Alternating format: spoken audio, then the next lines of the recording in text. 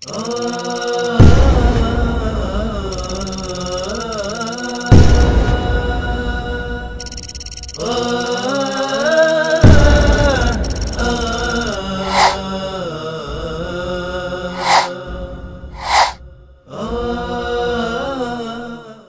لله رب العالمين والصلاة والسلام على المبعوث رحمة للعالمين وعلى آله وصحبه ومن تبعهم بإحسان إلى يوم الدين.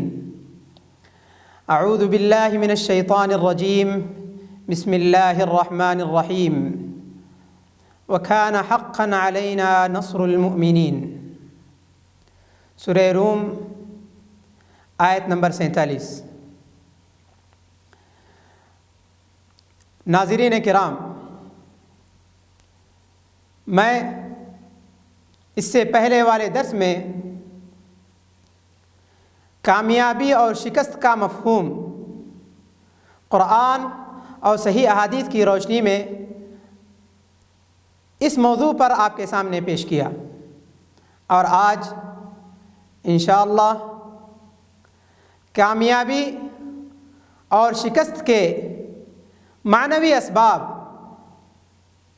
قرآن اور صحیح احادیث کی روشنی میں پیش کرنے کی کوشش کروں گا۔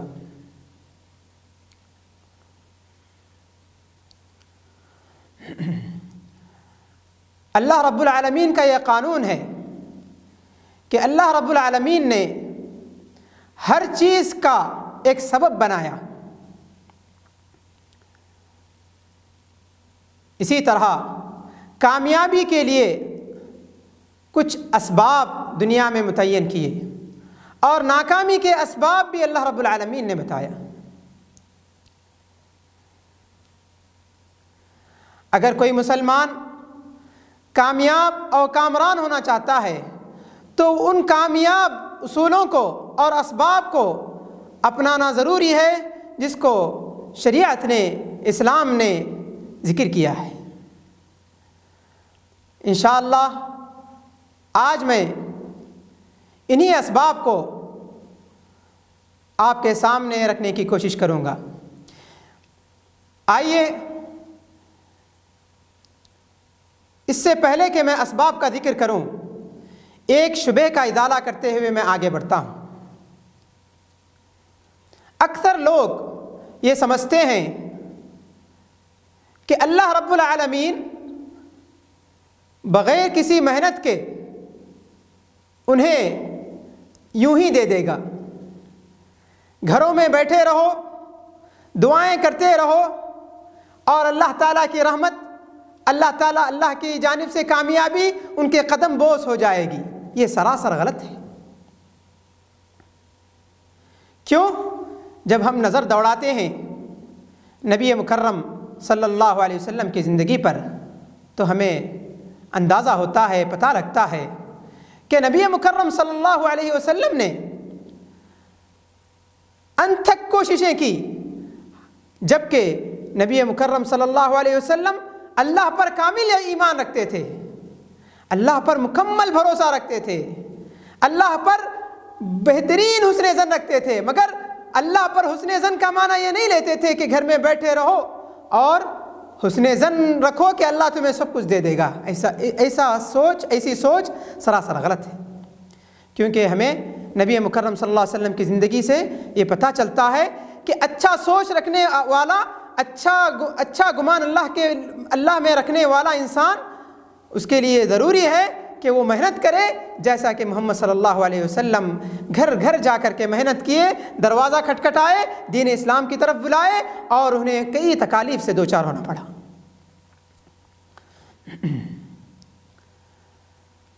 آئیے، کامیابی کے کئی اسباب ہیں۔ پہلا سبب ایمان ہے۔ پہلا معنوی سبب ایمان ہے۔ اللہ رب العالمین نے سورہ روم آیت نمبر 47 میں ارشاد فرمایا، وَكَانَ حَقًّا عَلَيْنَا نَصْرُ الْمُؤْمِنِينَ، ہم پر مومنوں کی، ایمان رکھنے والوں کی مدد کرنا یہ واجب ہے۔ یہ اللہ رب العالمین کا وعدہ اور اللہ رب العالمین کا کلام اور اس کا قول ہے۔ اسی طرح اللہ رب العالمین نے سورہ آل عمران آیت نمبر 173 میں ارشاد فرمایا الذین قال لهم الناس ان الناس قد جمعوا لكم فاخشوهم فزادهم ایمانا وقالوا حسبنا اللہ ونعم الوکیل۔ جب ان لوگوں سے کہا جائے جن کے دل ایمان سے بھرپور ہیں، اللہ رب العالمین کی وحدانیت ان کے دلوں میں کوٹ کوٹ کے بھری ہوئی ہے، جب ان سے کہا جائے کہ لوگ تمہارے خلاف سازشیں کرنے جمع ہوئے ہیں، تو وہ کہتے ہیں بغیر کسی ڈر کے ان کے ایمان میں اضافہ کرتے ہوئے وہ کہتے ہیں اللہ ہمارا کارساز ہے، اللہ ہمارے لیے کافی ہے اور وہ بہترین کارساز ہے۔ آئیے میں آپ کو بتا دوں ایمان مسلمان کی ترقی میں، کامیابی میں کیسے اثر انداز ہوتا ہے۔ وہ مومن جس کا ایمان ہے کہ یہ دنیا فانی ہے، حقیقی گھر تو آخرت ہے، ایسا انسان کبھی بھی دنیا میں اپنے اوقات کو ضائع نہیں کرتا، اہم سے اہم کاموں کی طرف اپنے توجہ کو لگاتا ہے، اہم سے اہم کاموں کے لیے اپنی زندگی کو صرف کرتا ہے اور بیکار تمام چیزوں سے وہ دور رہتا ہے۔ بالآخر کامیابی اس کے قدم چوم لیتی ہے، ترقیاں اس کی راہیں بن جاتی ہیں۔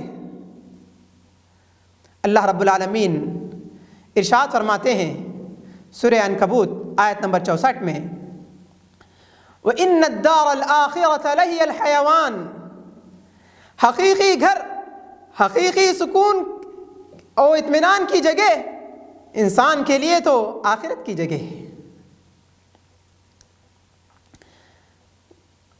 ایسا مومن جس کا ایمان ہے کہ اللہ رب العالمین کی ہی جانب سے ہر مصیبت اور پریشانی اور خوشیاں ملنے والی ہیں، تو ایسا انسان کبھی بھی کسی مصیبت پر غمزدہ اتنا نہیں ہوتا ہے کہ وہ مایوس ہو جائے، اللہ کی ذات سے مایوس ہو، بلکہ اس کو یہ یقین ہوتا ہے جو کچھ اسے پہنچا ہے یہ میرا ہی نصیب ہے، جو مجھے ملنے ہی والا تھا، مجھ سے چوک کر کسی دوسرے کو پہنچنے والا نہیں تھا۔ اللہ رب العالمین سورہ توبہ آیت نمبر 51 میں ارشاد فرماتے ہیں قُلْ لَن يُصِيبَنَا إِلَّا مَا كَتَبَ اللَّهُ لَنَا هُوَ مَوْلَانَا وَعَلَى اللَّهِ فَلْيَتَوَكَّلِ الْمُؤْمِنُونَ۔ اے نبی صلی اللہ علیہ وسلم آپ کہہ دیجئے ہمیں ہرگز مصیبتیں آفتیں وہ تمام نہیں پہنچتی مگر وہی جس کو اللہ رب العالمین نے ہمارے مقدر میں لکھ چکا ہے، جو ہمارے نصیب میں ہے وہ پہنچنے والی ہے، جو نصیب میں نہیں ہے وہ نہیں پہنچنے والی ہے۔ اس قسم کا ایمان رکھنے والا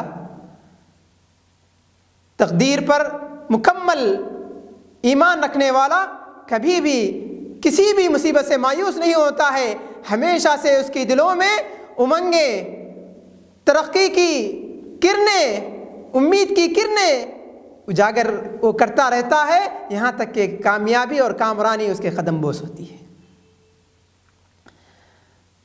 جس کا ایمان ہے کہ موت اور حیات، زندگی اور مرنا اللہ کے ہاتھ میں ہے، ایسا مسلمان کبھی بھی موت سے نہیں گھبراتا ہے، بلکہ جب کبھی مصائب پر اس کی کامیابی کی ترقی میں رکاوٹ بنتے ہوئے کوئی موت سامنے آتی ہے تو اسے خوشی بخوشی قبول کر لیتا ہے اور اپنی راہ پر گامزن رہتا ہے۔ یہاں پر ایک نکتہ بہت ہی ضروری ہے، اس کا معنی یہ ہرگز نہیں ہے کہ انسان اپنے آپ کو موت کے حوالے کرے، خواہ مخواہ موت کو مانگے اور موت کی جگہوں پر فتنوں کو اپنے سر پر ڈال لے، یہ معنی اس کا ہرگز نہیں ہے۔ اللہ رب العالمین نے ارشاد فرمایا لا تلقوا انفسکم الی التہلکہ، آپ اپنے آپ کو ہلاکت میں نہ ڈالو۔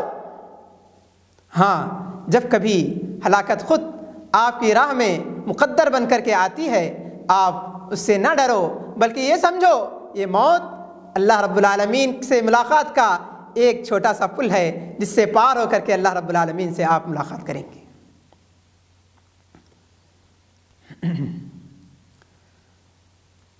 دوسرا سبب معنوی، دوسرا سبب اخلاص ہے۔ امام مسلم نے اپنی کتاب صحیح میں ابو ہریرہ رضی اللہ عنہ سے ایک بڑی ہی پیاری حدیث نقل کی ہے۔ ایسی حدیث ہے جو اخلاص کے باب کی عمدہ مانی جاتی ہے۔ عن ابی ہریرہ رضی اللہ عنہ قال قال رسول اللہ صلی اللہ علیہ وسلم ان اول الناس يقضى علیہ یوم القیامہ رجل استشہد۔ ابو ہریرہ رضی اللہ عنہ ارشاد فرماتے ہیں نبی مکرم صلی اللہ علیہ وسلم نے فرمایا قیامت کے دن سب سے پہلے جس کا حساب کیا جائے گا ایک ایسا انسان ہوگا جو اللہ کے راہ میں شہید ہوگا۔ فأوتي به، اس کو لایا جائے گا، فعرفه نعمه فعرفها، اللہ رب العالمین اس کو اپنی تمام نعمتیں گنائیں گے، یاد دلائیں گے، کہیں گے اے بندے میں نے تجھے دنیا میں بڑی طاقت عطا کی تھی، میں نے تجھے دنیا میں پیسہ اور قوت عطا کی تھی، تو نے اس سے کیا کیا؟ ماذا عملت فیہا، تم نے اس میں کیا کیا؟ بندہ کہے گا یا ربی قاتلت فیک حتی استشہدت، یا ربی اے اللہ میں تیری راہ میں جہاد کرتا رہا، لڑتا رہا یہاں تک کہ میں اس راہ میں شہید ہو گیا۔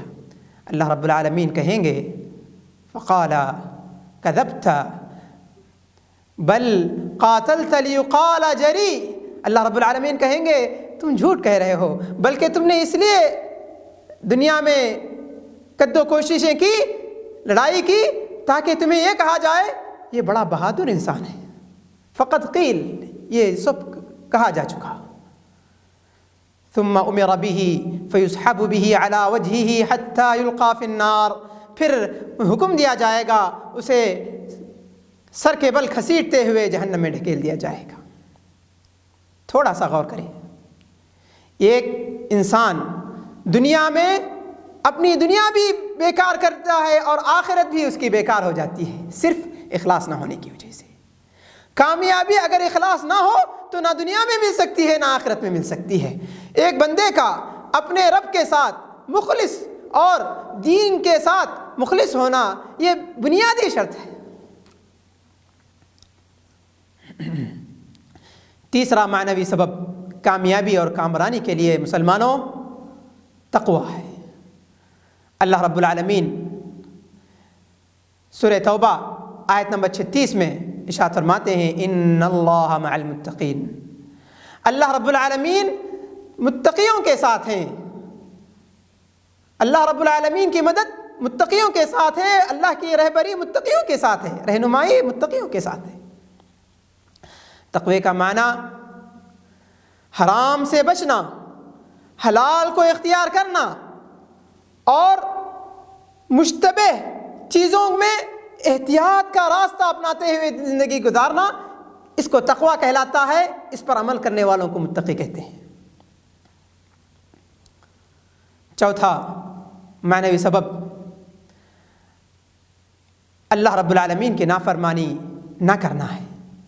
جو انسان، جو مسلمان اللہ رب العالمین کی نافرمانی کرتا ہے اور وہ ترقی کامیابی کی امیدیں لگائے بیٹھتا ہے تو خام خیالی ہے، ناکام ہوگا، کیونکہ اللہ کی نافرمانی اور کامیابی دو اپوزٹ، جو دو ازداد قسم کے ہیں۔ ہم جب جنگ احد میں غور کرتے ہیں تو ہمیں پتہ لگتا ہے اللہ کے نبی صلی اللہ علیہ وسلم کی نافرمانی کی وجہ سے صحابہ کرام کی کامیابی شکست میں بدل گئی اور قیامت تک کے آنے والی رہتی دنیا کے لیے ایک درس اور سبق چھوڑ گئے کہ جو بھی نافرمانی کرے گا اس کے قدم کامیابی نہیں ناکامی بوس لے گی، اس کے پاس ناکامی آئے گی، کامیابی نہیں آ سکتی ہے۔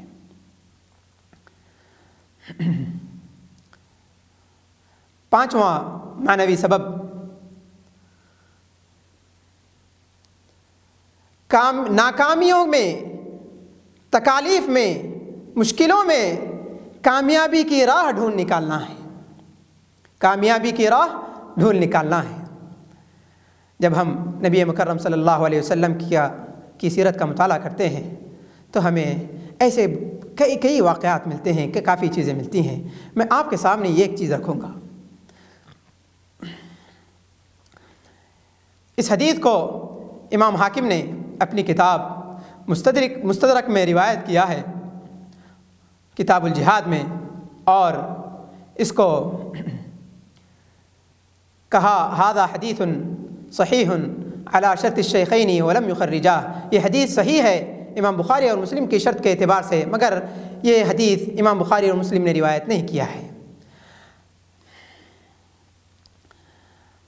کہتے ہیں سہل بن الحنظلیہ رضی اللہ عنہ، عن سهل بن حنظلیة رضی اللہ عنہ قال جاء رجل فارس إلى النبي صلى الله عليه وسلم فقال يا رسول الله انطلقت بين أيديكم فطلعت على جبل كذا وكذا فإذا أنا بهوازن بنعمهم ومواشيهم اجتمعوا إلى حنين فتبسم رسول الله صلى الله عليه وسلم وقال تلك غنیمۃ المسلمین غدا انشاءاللہ۔ سہل بن حنظلیہ رضی اللہ عنہ روایت کرتے ہیں کہ ایک گھوڑ سوار اس وقت آیا جس وقت ہم اللہ کے رسول صلی اللہ علیہ وسلم کے ساتھ جنگ حنین کے لیے روانہ ہو رہے تھے۔ راستے میں آیا اور اس نے کہا اے اللہ کے رسول صلی اللہ علیہ وسلم، وہ مومن تھا، اس نے کہا اے اللہ کے رسول صلی اللہ علیہ وسلم، میں آپ کے پاس سے روانہ ہوا اور فلاں پہاڑ پر چڑھ کے دیکھا کہ حوازن نامی قبیلہ پوری تیاری کے ساتھ، پورے قبیلے کے ساتھ، جھنڈ کے ساتھ، اور پورے مال متاع تمام کو لے کر کے آ گیا ہے۔ ایسا لگتا ہے وہ فیصلہ کن لڑائی لڑنے والا ہے، فیصلہ کن جنگ کرنے والا ہے۔ پورے کے پورے حنین میں جمع ہو گئے۔ اللہ کے رسول صلی اللہ علیہ وسلم مسکراتے ہیں۔ اللہ کے رسول صلی اللہ علیہ وسلم مسکرایا، اللہ کے رسول صلی اللہ علیہ وسلم نے مسکرایا اور کہا تلک غنیمۃ المسلمین غدا انشاءاللہ، یہ جو تمام ساز و سامان لے کر کے آئے ہیں فیصلہ کن جنگ کرنے کے لیے، انشاءاللہ یہ تمام سامان کل مسلمانوں کی مال غنیمت میں آئیں گے انشاءاللہ۔ صحابی خوف و ہراس کی حالت میں آئے تھے، پریشانیوں کو لے کر وہ ظاہر میں پریشانیاں سمجھ رہے تھے۔ اللہ کے رسول صلی اللہ علیہ وسلم نے ان پریشانیوں میں سے روشنی کی کرن نکالی اور ان نا امید چیزوں میں سے امید کی کرن صحابیوں کے دلوں میں اجالا کیا، اور ترقی، کامیابی مسلمانوں کے پیر چومی۔ جب کبھی کوئی پریشانی آتی ہے مسلمانوں، ناظرین کرام، انہی پریشانیوں میں ایک سچا پکا اللہ پر بھروسہ ایمان رکھنے والا مومن انہی پریشانیوں میں سے ایک چھوٹی سی حل نکال لیتا ہے، تب جا کر کے وہ کامیابی اور کامرانی کو پہنچتا ہے۔ چھٹا معنوی سبب کامیابی کا،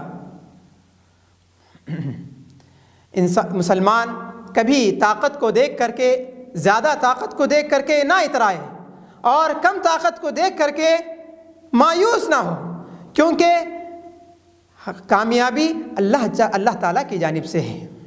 اللہ رب العالمین جس کو کامیاب کرنا چاہتے ہیں تو کامیاب کرتے ہیں۔ اللہ رب العالمین ارشاد فرماتے ہیں وَمَن نَّصْرُ إِلَّا مِنْ عِنْدِ اللَّهِ الْعَزِيزِ الْحَكِيمِ، سورہ آل عمران آیت نمبر 126۔ اللہ رب العالمین فرماتے ہیں کامیابی تو صرف اور صرف اللہ رب العالمین کی جانب سے ہے جو بڑے غالب اور حکمت والے ہیں۔ اسی طرح ساتواں سبب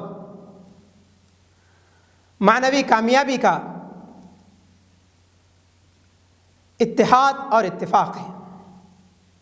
یہ ایک ایسا نقطہ ہے جس پر جتنا بھی بولو کم ہے، مگر عمل کے اعتبار سے بڑا ہی افسوس اور بڑا ہی غم کا پہلو ہے۔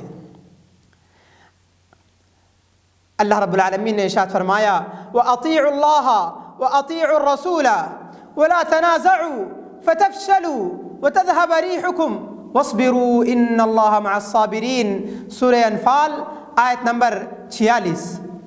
اللہ رب العالمین ارشاد فرماتے ہیں اللہ کی اطاعت کرو، اللہ کے رسول کی اطاعت کرو، تم آپس میں نہ ٹکراؤ، آپس میں جھگڑا نہ کرو ورنہ تم ناکام ہو جاؤ گے، تمہاری کوئی قیمت لوگوں کے پاس نہیں رہے گی۔ بڑی ہی پیاری آیت ہے۔ اللہ رب العالمین نے اس آیت کریمہ میں اطاعت اللہ اور اللہ کے رسول کی اطاعت بھی بیان کیا اور اتفاق و اتحاد کا درس بھی دیا۔ یہ بتانا چاہتے ہیں کہ اگر اتحاد اور اتفاق کا امکان ہے تو قرآن اور صحیح حدیث کی روشنی صحابہ کرام کے سمجھ کے اعتبار سے ہوتا ہے۔ 8واں معنوی سبب شجاعت اور دلیری اپنے دلوں میں بسانا ہے۔ امام احمد بن حنبل نے اپنی کتاب مسند میں ایک حدیث ذکر کی ہے۔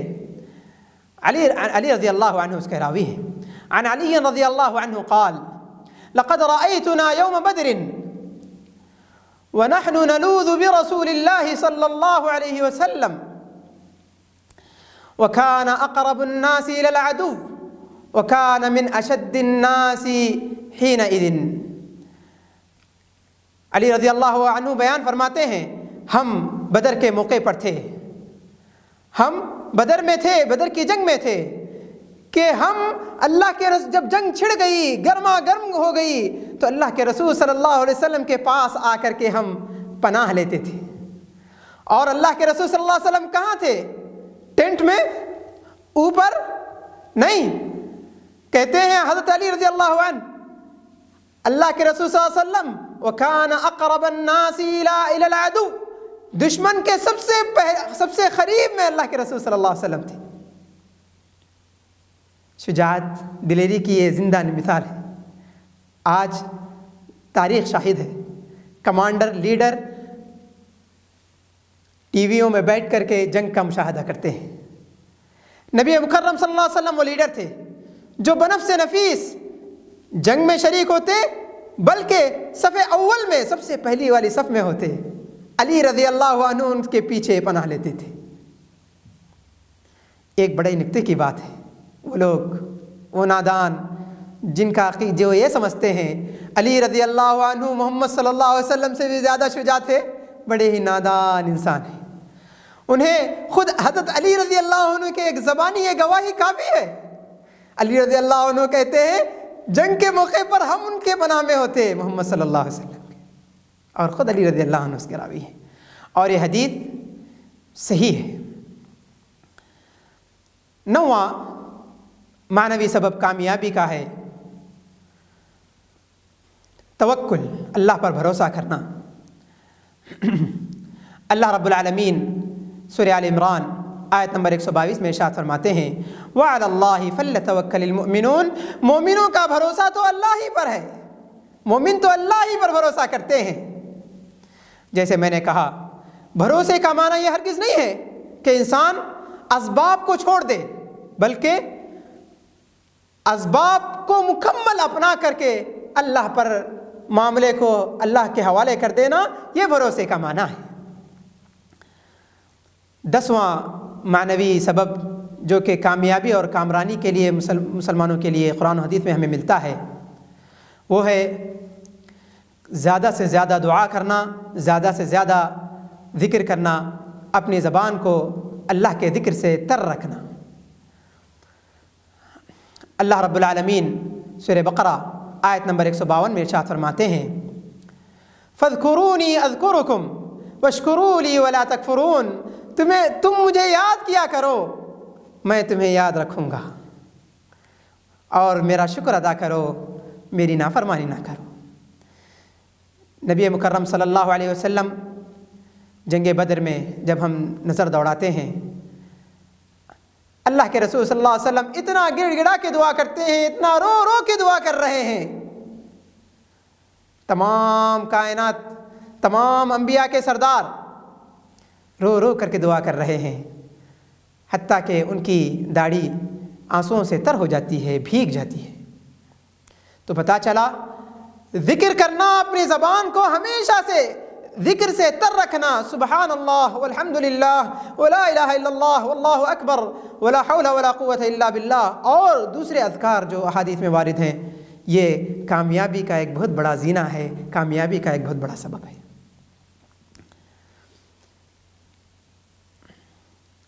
11واں سبب معنوی جو کامیابی کے لیے، مسلمانوں کی کامیابی کے لیے ہے، وہ ہے غریبوں کا، کمزوروں کا خیال رکھنا۔ مصعب بن سعد رضی اللہ عنہ راوی ہیں، امام بخاری رحمۃ اللہ علیہ اپنی کتاب میں اس حدیث کو ذکر کرتے ہیں۔ عن مصعب بن سعد رضی اللہ عنہ قال قال رسول اللہ صلی اللہ علیہ وسلم وَهَلْ تُرْزَقُونَ وَتُنْصَرُونَ إِلَّا بِضُعَفَائِكُمْ۔ اللہ کے رسول صلی اللہ علیہ وسلم ارشاد فرماتے ہیں، کیا تمہیں کامیابی اور کامرانی اور مدد، رزق تو صرف اور صرف تمہارے کمزوروں کی وجہ سے تمہیں ملتی ہے؟ یہ صحیح بخاری کی حدیث ہے، اور اس میں اس کی سند میں کسی کا شک و شبہ نہیں ہے۔ پتہ چلا مسلمان اگر آج کامیابی چاہتے ہیں تو اپنے کمزوروں کا سب سے پہلا خیال کرنا ہوگا، اپنے غریبوں کا، اپنے ناتوانوں کا۔